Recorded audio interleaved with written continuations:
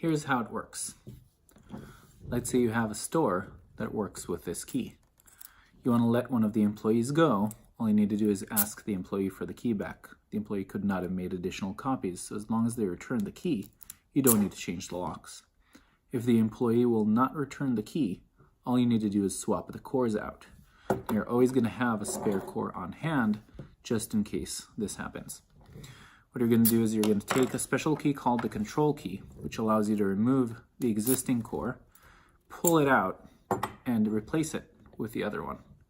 Now the control key lets you remove the core by pushing in this tiny pin which holds it in place. Now what you do is you insert this other core and send the old core into a locksmith to be rekeyed. No matter how many stores you have, you can send it to the same locksmith over and over again and receive them back rekeyed without having to pay a locksmith for the service call.